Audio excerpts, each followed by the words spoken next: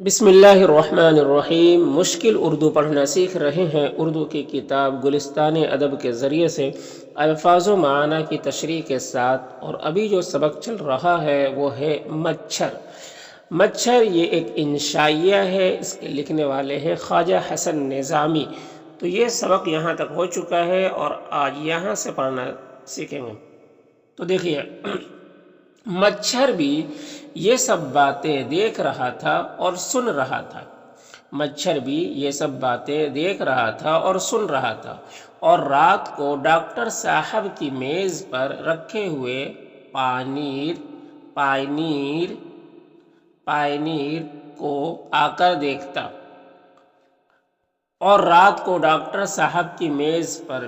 یعنی ٹیبل پر رکھے ہوئے پائنیر یعنی یہ ایک نیوز پیپر ہے، پائنیر کو آ کر دیکھتا اور اپنی برائی کے حروف پر بیٹھ کر اس خون کی ننھی ننھی بوندیں ڈال دیتا، اور اپنی برائی کے حروف پر یعنی اس نیوز پیپر میں جو مچھروں کے خلاف جو برائی کی گئی ہے تو اس برائی والے حروف پر وہ خون لگا دیتا تاکہ وہ لفظ ہی مٹ جائے، اور اپنی برائی کے حروف پر بیٹھ کر اس خون کی ننھی ننھی بوندیں ڈال جاتا جو انسان کے جسم سے یا خود ڈاکٹر صاحب کے جسم سے چوس کر لایا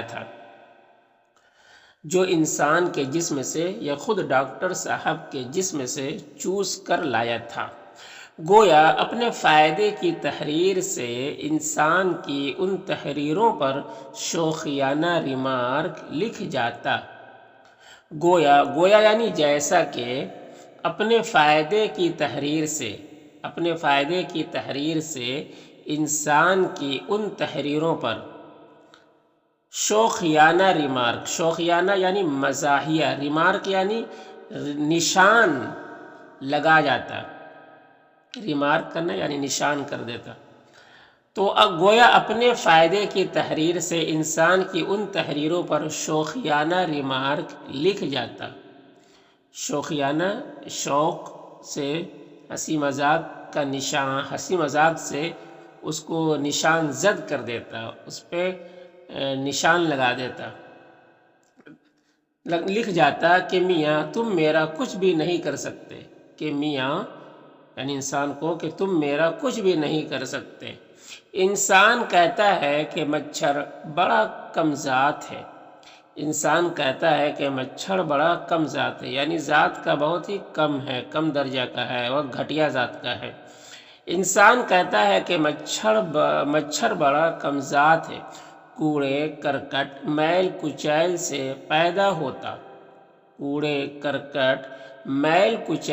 پیدا ہوتا، اور گندی موریوں میں زندگی بسر کرتا، اور گندی موریوں یعنی وہی گندی نالیوں میں زندگی بسر کرتا، اور بزدلی تو دیکھو اس وقت حملہ کرتا ہے، اور بزدلی تو دیکھو، بزدلی یعنی ڈرپوک، ڈر تو دیکھو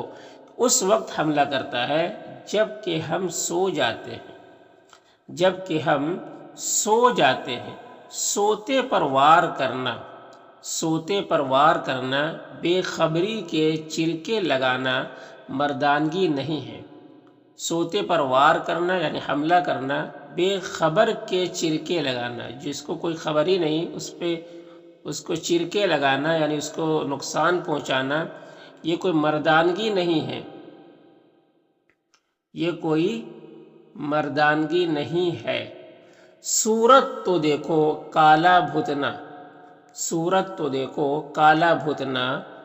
کالا بھوتنا یعنی بھوت کی طرح کالا کالا، لمبے لمبے پاؤں، بے ڈول چہرہ، اس شان و شوکت کا وجود، اور آدمی جیسے گورے چٹے خوش وضع کی دشمنی۔ صورت تو دیکھو کالا بھوتنا، لمبے لمبے پاؤں، بے ڈول چہرہ یعنی کوئی چہرہ بھی نہیں، اس شان و شوکت کا وجود، اور آدمی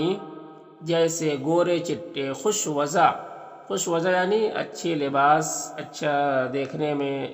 سب کچھ اچھا، کی دشمنی، بے عقلی اور جہالت اسی کو کہتے ہیں۔ بے عقلی اور جہالت اسی کو کہتے ہیں۔ یعنی مچھر کا انسان سے کوئی جوڑ ہی نہیں، انسان اتنا اچھا خاصا ہے اور ایک مچھر پھنگے سا، اس کی کوئی حیثیت ہی نہیں ہے، اور وہ دشمنی کس سے کر رہا ہے؟ اچھا خاصا بھلا انسان سے۔ تو کہہ رہے کہ یہ تو بڑی جہالت، نادانی کی بات ہے۔ مقابلہ کرنا ہے تو اپنے برابر کا سے مقابلہ کرو، ہے نا، یہ بات کی جا رہی۔ تو کہہ رہے مچھر کی سنو تو وہ آدمی کو کھری کھری سناتا ہے، مچھر کی سنو تو وہ آدمی کو کھری کھری سناتا ہے اور کہتا ہے کہ جناب ہمت ہے تو مقابلہ کیجئے، کہ جناب ہمت ہے تو مقابلہ کیجئے، ذات صفات نہ دیکھیے، ذات صفات نہ دیکھیے۔ ہاں، یہ مت دیکھیے، میرے بارے میں مت دیکھیے کہ میں کیسا کالا ہوں یا لمبے پاؤں والے بے ڈول ہے، یہ سب مت دیکھیے، ہمت ہے تو مقابلہ کیجیے، ذات صفات نہ دیکھیے۔ میں کالا سہی بد رونق سہی، مگر یہ تو کہیے کہ کس دلیری سے آپ کا مقابلہ کرتا ہوں۔ میں کالا سہی بد رونق سہی، مگر یہ تو کہیے کہ کس دلیری سے آپ کا مقابلہ کرتا ہوں، اور کیوں کر آپ کی ناک میں دم کرتا ہوں، اور کیوں کر آپ کی ناک میں دم کرتا ہوں۔ یہ الزام سراسر غلط ہے،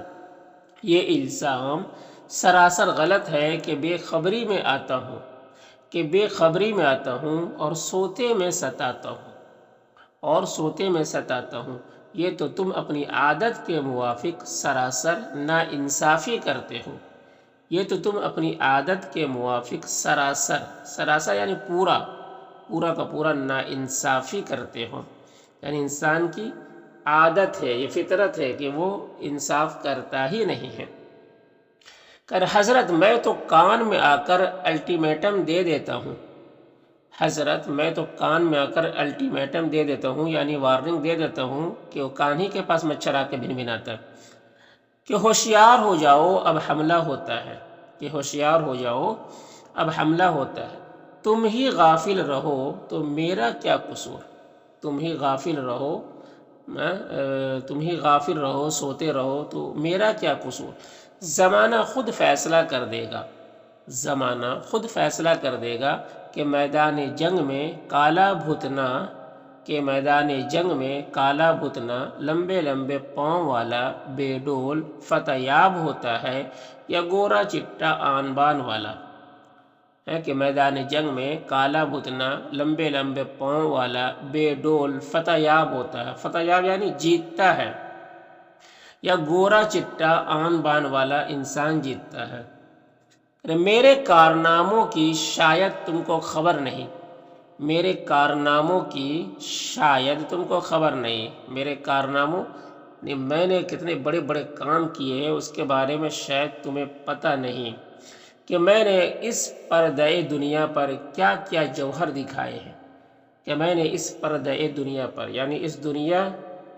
پر کہ میں نے اس دنیا میں کیا کیا جوہر دکھائے، کیا کیا اپنے مہارتیں دکھائی ہے، کیا کیا کمالات ہم نے دکھائے ہیں۔ اپنے بھائی نمرود کا قصہ بھول گئے، اپنے بھائی نمرود کا قصہ بھول گئے جو خدائی کا دعویٰ کرتا تھا اور اپنے سامنے کسی کی حقیقت نہ سمجھتا تھا۔ اپنے بھائی نمرود کا قصہ، نمرود یہ بہت زمانے پہلے کا بادشاہ تھا نمرود،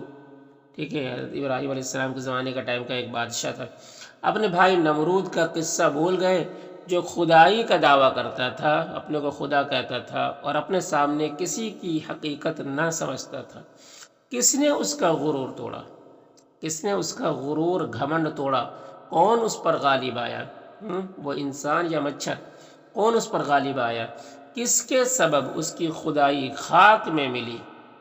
کس کے سبب اس کی خدائی خاک میں ملی یعنی مٹی میں ملی۔ اگر آپ نہ جانتے ہو تو اپنے ہی کسی بھائی سے دریافت کیجیے، اگر آپ نہ جانتے ہو تو اپنے ہی کسی بھائی سے دریافت کیجیے یعنی پوچھیے، یا مجھ سے سنیے کہ میرے ہی ایک بھائی مچھر نے اس سرکش کا خاتمہ کیا تھا، کہ میرے ہی ایک بھائی مچھر نے اس سرکش کا اس سرکش یعنی نافرمان کا خاتمہ کیا تھا، یعنی اس کو جان سے مار دیا تھا، ختم کر دیا تھا۔